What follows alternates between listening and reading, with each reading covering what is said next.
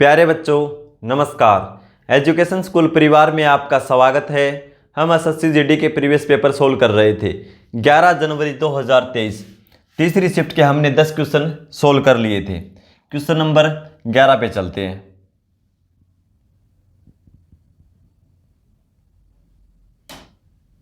Question number 11 देखो। एक पुस्तकालय में गणित की पुस्तकों की संख्या का 25%, गणित की पुस्तकों की संख्या का 25%, भौतिकी की पुस्तकों की संख्या के 2/3 के बराबर है। 2/3 के बराबर है। पुस्तकालय में गणित की पुस्तकों की संख्या और भौतिकी की पुस्तकों की संख्या का अनुपात क्या है? तो देखो भाई, मैथ और फिजिक्स की पुस्तकें हैं।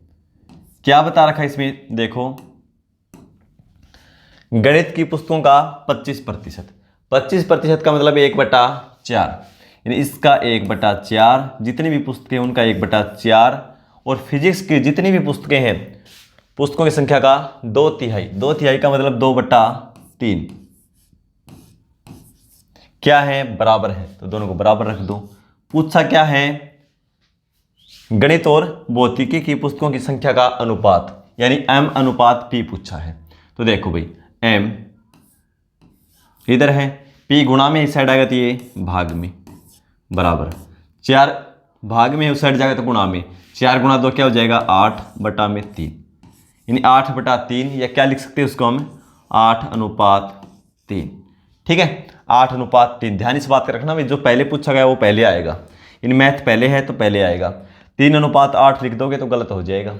8/3 ऑप्शन सी हो जाएगा। Question number 12। एक बल्ला 750 रुपये में खरीदा जाता है और 8% की हानि पर बेचा जाता है। इसका विक्रय मूल्य क्या है? भाई, कॉस्ट प्राइस क्या है? 750 रुपये, 8% हानि, यह अपने आप में वैल्यू कितनी है? 100%। और 8% कम कर देंगे क्या हो जाएगा? 92%। और 92% को हम क्या लिख सकते हैं? 92/100। 4 से कैंसिल करके लिखो तो और भी आसान हो जाएगा। 23/25।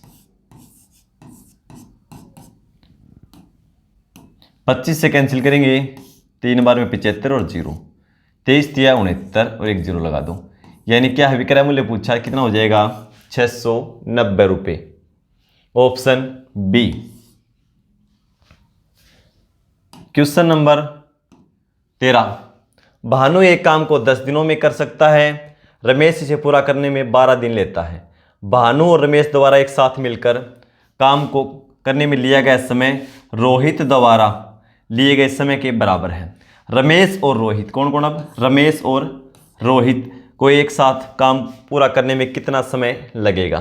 कौन कौन है? अभी देखो, तो भानु है, भानु, दूसरा कौन है? रमेश, और तीसरा कौन है? रोहित।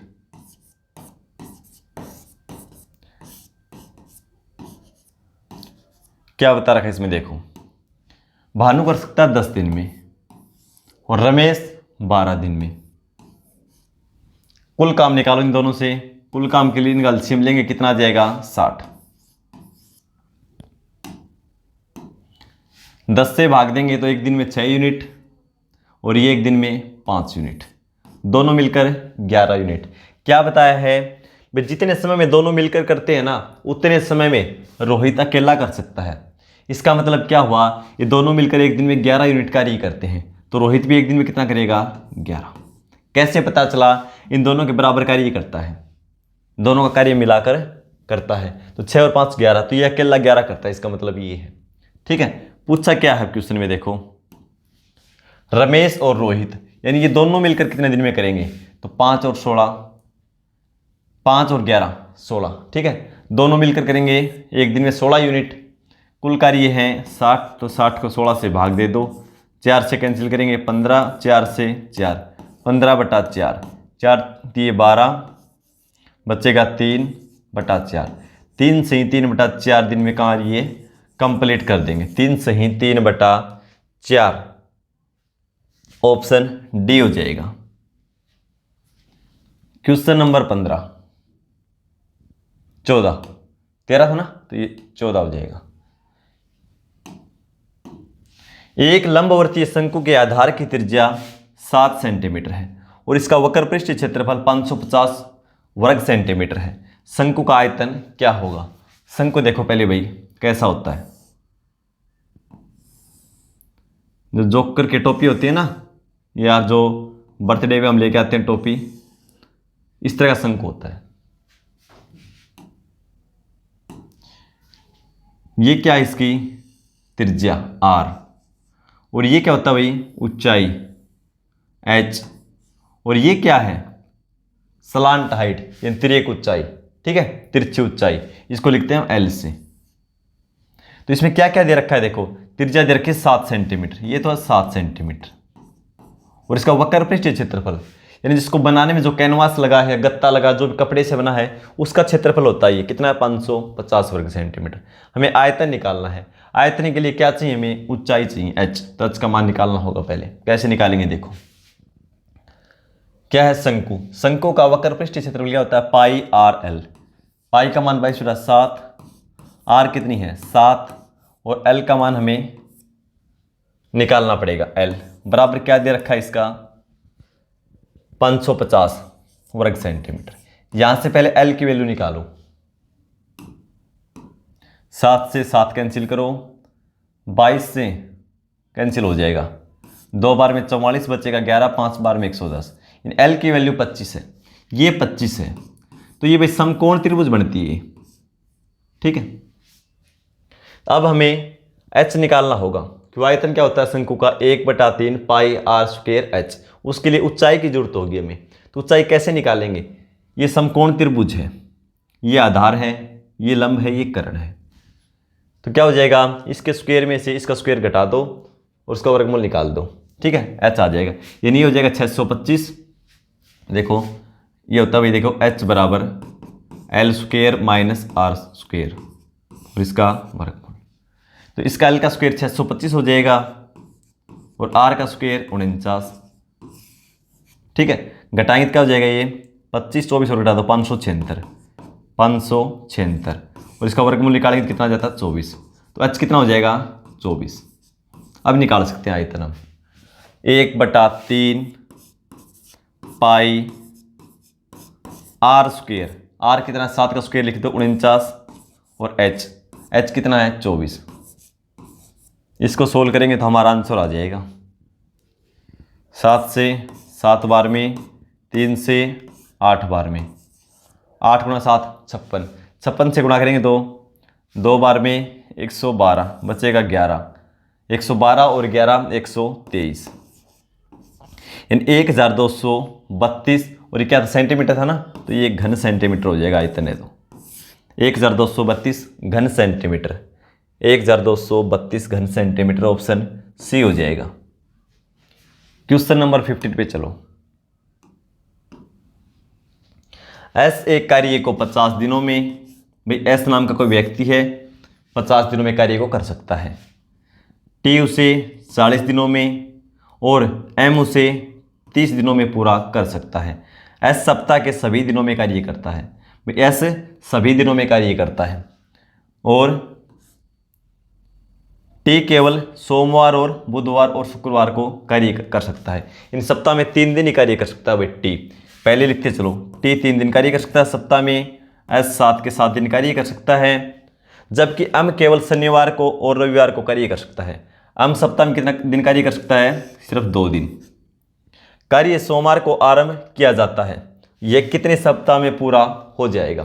तो पहले देखो कुल काम, इन एस टी और एम, एस कर सकता है 50 दिन में, टी 40 दिन में और एम 30 दिन में। कुल काम के लिए एलसीएम, एलसीएम कितना आ जाएगा इसका? 10 कॉमन है, 5 को 20 60, यानी 600। इससे भाग देंगे कितना आ जाएगा? ये करेगा 12 यूनिट, ये 15, ये 20 यूनिट। इतना कार्य कर सकते हैं भाई, ये एक दिन का कार्य है। सप्ताह में कितने कितने दिन कार्य करते हैं यहीं पे लिख लो, ज़्यादा लिखने की जरूरत नहीं है। ये 7 दिन कार्य करता है, तो उसको 7 से गुणा कर दो, यानी एक सप्ताह में 84 यूनिट कार्य करेगा ये एक सप्ताह में टी कर सकता है कितने दिन? टी का लिखा था क्या हमने? केवल 3 दिन। टी 3 दिन कार्य करता है, तो 3 से गुणा कर दो, 15 गुना 3 45, ये सप्ताह में केवल 45 यूनिट कार्य करेगा। और ये कर सकता है केवल 2 दिन, शनिवार रविवार, तो 2 से गुणा करो 40। तो एक सप्ताह का काम निकाल दिया हमने। कितना हो जाएगा? 5 और 4 9, 8 और 8 16, यानी एक सप्ताह में 169 यूनिट कार्य हो सकता है। एक सप्ताह में कार्य कितना हो सकता है? 169 यूनिट। करवाना कितना है? 600 यूनिट। पूछा है कितने सप्ताह में पूरा हो जाएगा। तो देखो भाई,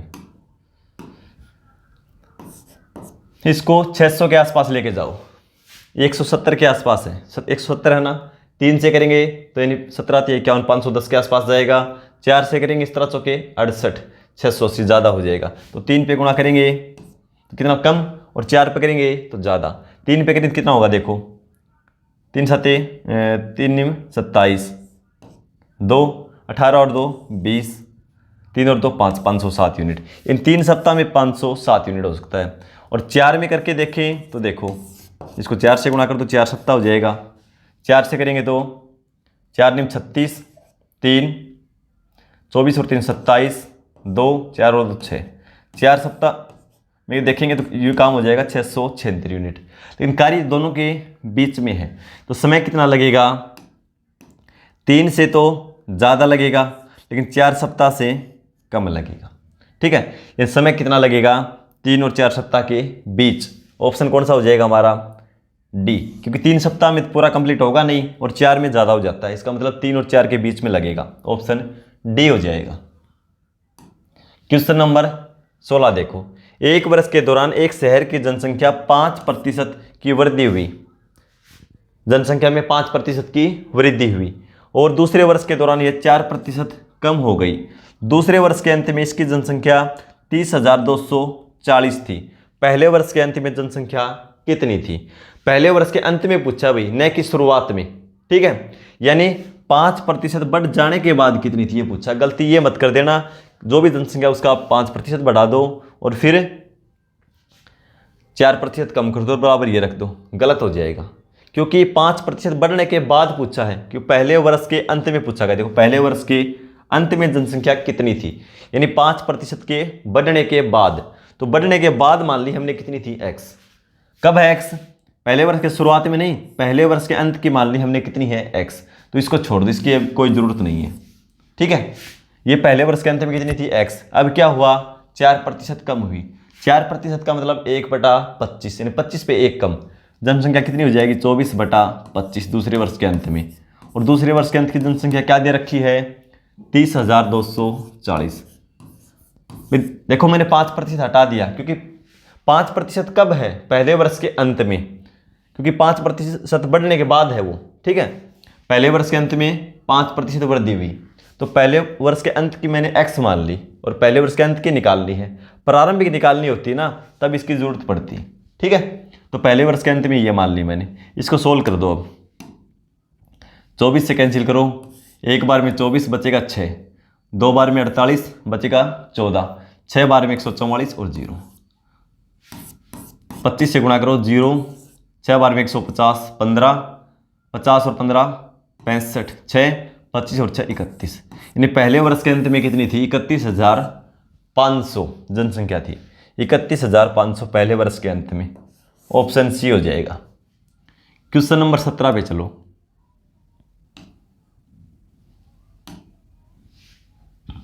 नौ और 25 के बीच मध्य अनुपाती ज्ञात कीजिए। भाई सिंपल है, दोनों की गुणा करके इसका वर्गमूल निकाल दो। ठीक है, क्योंकि देखो b² बराबर AC ये होता है, तो दोनों की गुणा करो। 9 गुणा 25 कितना हो जाएगा? 225। ये b² की वैल्यू है, b की वैल्यू चाहिए, तब इसका वर्गमूल निकाल दो। कितना आ जाएगा? 15। सिंपल है बिल्कुल, बार बार बता रखा कैसे होता है, तो एक बार देख लो। सिंपल से बताऊं, A अनुपात B समानुपात B अनुपात C ऐसे होता है भाई। A का जो संबंध B से है वही B का संबंध C से होना चाहिए। इसको A/B बराबर B/C लिखेंगे, क्रॉस गुणा करेंगे क्या हो जाएगा? b² बराबर AC। ऐसे बन के आता है। तो ये चीज़ें करने की जरूरत ही नहीं है। मध्य अनुपाती निकालना हो, दोनों की गुणा करो, कितना होगा? 225, उसका वर्गमूल निकाल दो, कितना आएगा? 15। सीधा कर सकते हो आप। ठीक है, क्वेश्चन नंबर 18, एक दुकानदार सभी कपड़ों पर 20% की छूट प्रदान करता है। नकद भुगतान करने वाले ग्राहकों को 5% की अतिरिक्त छूट प्रदान करता है। 7200 रुपये के अंकित मूल्य वाली जैकेट के लिए एक ग्राहक को नकद में कितना भुगतान करना होगा? भैया अंकित मूल्य कितना है? 7200। अंकित मूल्य 7200 और वो क्या करता है? 20% सभी को डिस्काउंट देता है। ये अपने आप में 100% है। 20% कम कर देंगे तो 80% निकाल दो इसका, यानी 4/5। लेकिन जो नकद में भुगतान करता है उसको 5% की छूट और देता है। ये वैल्यू अपने आप में 100%, 5% फिर कम कर दो, इन 95%। 95% को हम लिखेंगे 19/20। अब इसको सोल्व कर दो, हमारा आंसर आ जाएगा 20 × 5 100, 100 से 2 0 कैंसिल कर दो। 19 और 72 की गुणा कर दो। 19 × 2 38, 3, 19 × 7 133 और 3 136। अब इसको 4 से और गुणा कर दो। 4 × 8 32, 3, 24 और 3 27, 2, 12 और 2 14, 1, 4 और 1 5, यानी 5472 रुपये उसका भुगतान करना होगा नकद में। 5472, ऑप्शन डी हो जाएगा। क्वेश्चन नंबर 19, 13% और 19% की क्रमिक छूट किस एकल छूट के बराबर है?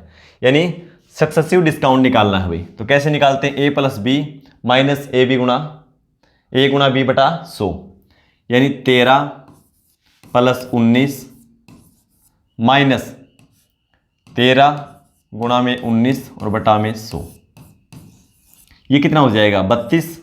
और 32 में हमें क्या घटाना है? देखो, 2 अंकों के बाद 10 लगा देना। गुणा करो, 19 × 3 57, बचेगा 5, 19 और 5 24।